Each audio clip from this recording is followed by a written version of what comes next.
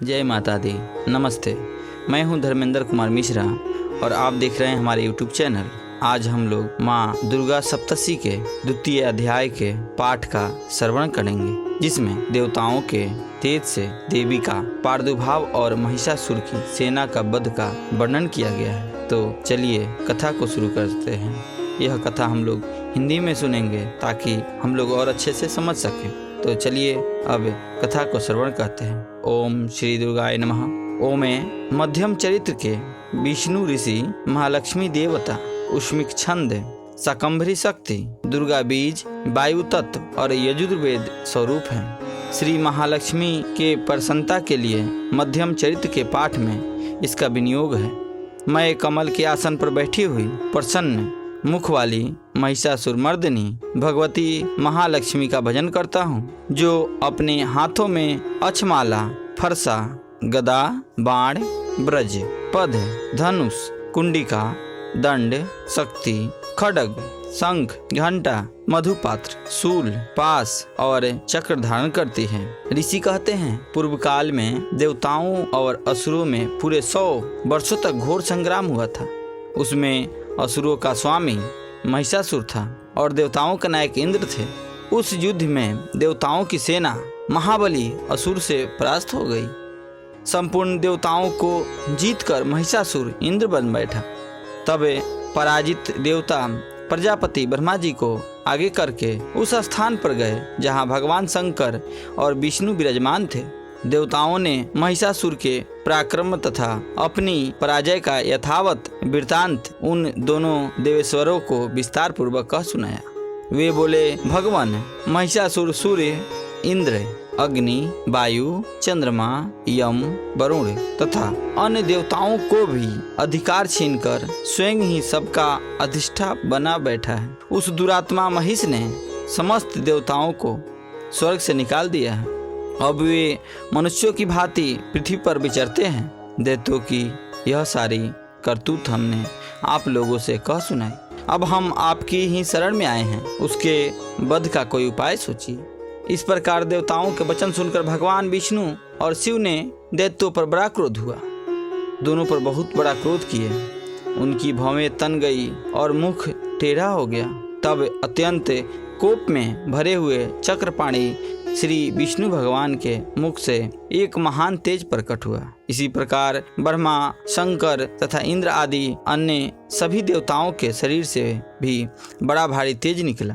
वह सब मिलकर एक हो गया। महान तेज का वह पुंज ज्वाल्यमान पर्वत सा जान पड़ा। देवताओं ने देखा, वहां उसकी ज्वालाएं संपूर्ण दिशाओं में व्याप्त हो रही थी। संपूर्ण देवताओं के शरीर से प्रकट हुए उस तेज की कहीं तुलना नहीं थी। एकत्रित होने पर वह सब एक नारी के रूप में परिणत हो गया और अपने प्रकाश से तीनों लोकों में व्याप्त जान पड़ा। भगवान शंकर का तेज था, उससे उस देवी के मुख का प्रकट हुआ। जमराज के तेज से उसके सिर में बाल निकल आए। श्री विष्णु भगवान के तेज से उनकी भुजाएं उत्पन्न हुई। चंद्रमा के तेज से दोनों स्तनों का और इंद्र के तेज से मध्य भाग का प्रादुर्भाव हुआ। वरुण के तेज से जंघा और पिंडली तथा पृथ्वी के तेज से नितम भाग प्रकट हुआ। ब्रह्मा के तेज से दोनों चरण और सूर्य के तेज से उनकी अंगुलियां हुई। वसुओं की तेज से हाथों की अंगुलियां और कुबेर के तेज से नासिका प्रकट हुई। उस देवी के दांत प्रजापति के तेज से और तीनों नेत्र अग्नि के तेज से प्रकट हुए थे। उसकी भौवें संध्या के और कान वायु के तेज से उत्पन्न हुए थे।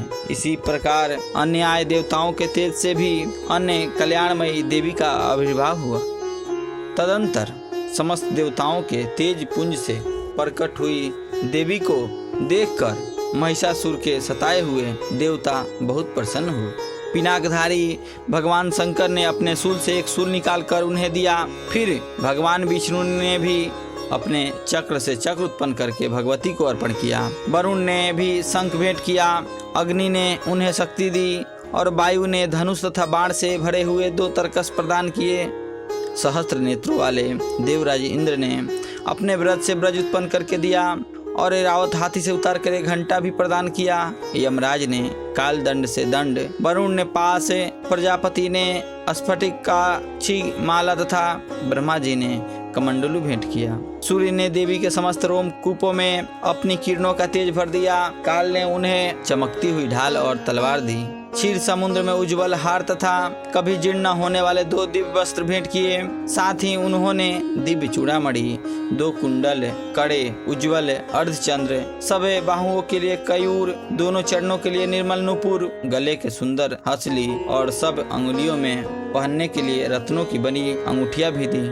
विश्वकर्मा ने उन्हें अत्यंत निर्मल फरसा भेंट किया। साथ ही अनेक प्रकार के अस्त्र और अभेद कवच दिए। इनके सिवा मस्तक और वक्षस्थल पर धारण करने के लिए कभी न कुम्हलाने वाले कमलों की मालाएं दी। जल्दी ने उन्हें सुंदर कमल का फूल भेंट किया। हिमालय ने सवारी के लिए सिंह तथा भांति भांति के रत्न समर्पित किए। थानाध्यक्ष कुबेर ने मधु से भरा पान पात्र दिया तथा संपूर्ण नागों के राजा शेष ने, जो इस पृथ्वी को धारण करते हैं, उन्हें बहुमूल्य मणियों से विभूषित नागहार भेंट दिया। इसी प्रकार अन्य देवताओं ने भी आभूषण और अस्त्र देकर देवी का सम्मान किया। तत्पश्चात उन्होंने बारंबार अष्टास पूर्वक उच्च स्वर से गर्जना की। उनके भयंकर नाद से संपूर्ण आकाश गूंज उठा। देवी का यह अत्यंत उच्च स्वर से किया हुआ सिंहनाद कहीं समा न सका।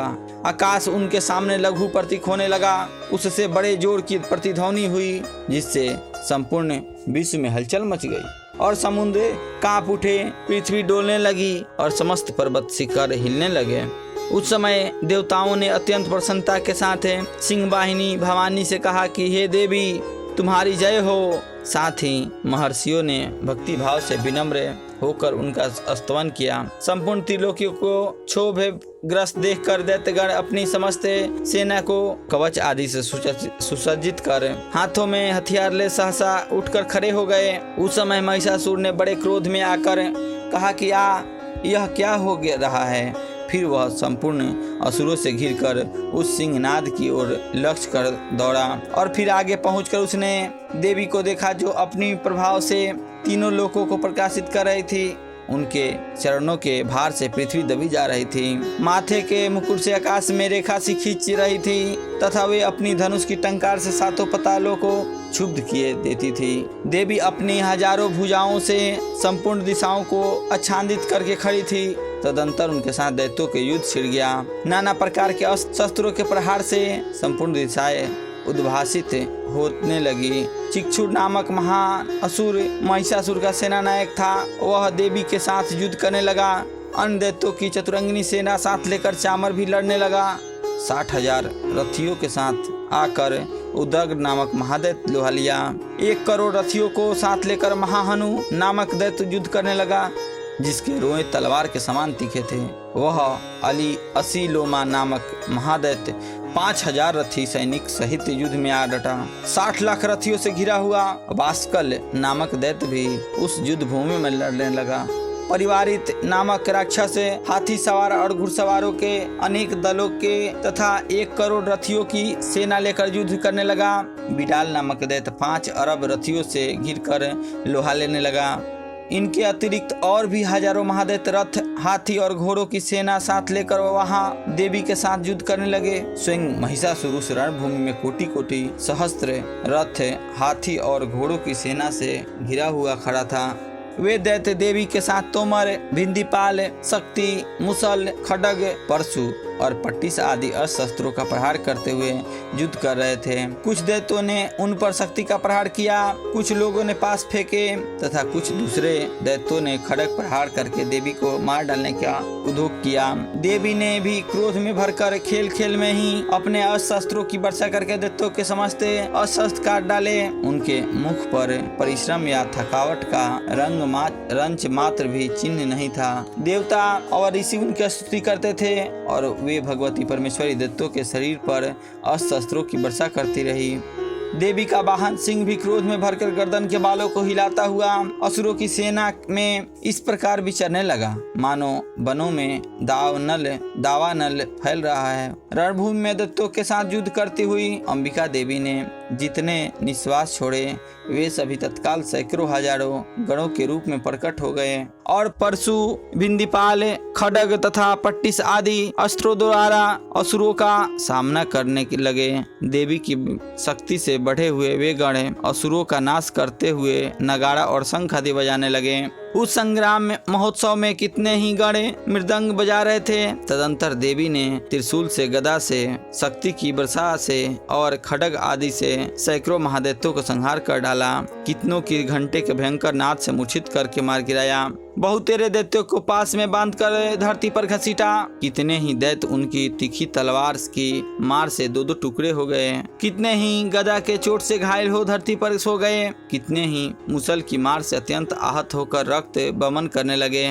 कुछ दैत्य शूल से छाती फट जाने के कारण पृथ्वी पर ढेर हो गए। उस रणांगण में बाण समूहों की वृष्टि से कितने ही असुरों की कमर टूट गई। बाज की तरह झपटने वाले देव पीड़क दैत्यगण अपने प्राणों से हाथ धोने लगे। किन्हीं की बाहें छिन गई, किन्हीं की बाहें छिन भिन हो गई, कितनों की गर्दन कट गई। कितने ही दैत्यों के मस्तक कट कट कर गिरने लगे। कुछ लोगों के शरीर मध्यभाग में ही विदीर्ण हो गए। कितने ही महादैत्य जांघे कट जाने से पृथ्वी पर गिर पड़े। कितनों को ही देवी ने एक बाह, एक पैर और एक नेत्र वाले करके दो टुकड़े में चीर डालती थी। कितने ही दैत्य मस्तक कट जाने पर भी गिरकर उठ जाते और केवल धड़ से रूप में अच्छे अच्छे हथियार हाथों में ले देवी के साथ युद्ध करने लगते थे। दूसरे कबंध युद्ध के बाजों की लय पर नाचता थे। कितने ही बिना सिर के धड़ हाथों में खड्ग, शक्ति और स्टील लिए दौड़ते थे तथा दूसरे दूसरे महादैत्य ठहरो ठहरो यह कहते हुए देवी की ओर युद्ध के लिए ललकारते थे। जहां वह घोर संग्राम हुआ था वहां की धरती देवी के गिराए हुए रथ, हाथी, घोड़ों और असुरों की लाशों से ऐसी पट गई थी कि वहां चलना फिरना असंभव हो गया था। दैत्यों की सेना ने हाथी, घोड़े और असुरों के शरीर से इतनी अधिक मात्रा में रक्तपात हुआ था कि थोड़ी ही देर में वहां खून की बड़ी बड़ी नदियां बहने लगी। जगदम्बा ने असुरों की विशाल सेना को क्षण भर में नष्ट कर दिया। ठीक उसी तरह जैसे तृण और काठ के भारी ढेर को आग कुछ ही क्षण में भस्म कर देती है। और वह सिंह भी गर्दन के बालों को हिला हिला कर जोर जोर से गर्जन करता हुआ दैत्यों की शरीर से मानो उनके प्राण चुन लेता था। वहां देवी के गणों ने भी उस महादैत्य के पास ऐसा युद्ध किया जिससे आकाश में खड़े हुए देवता गण उन पर बहुत संतुष्ट हुए और फूल बरसाने लगे। इस प्रकार मार्कंडेय पुराण में सावर्णिक के मनमंत्र की कथा के अंतर्गत देवी महात्म्य महिषासुर की सेना का वध नामक दूसरा अध्याय पूरा हुआ। जय माता दी।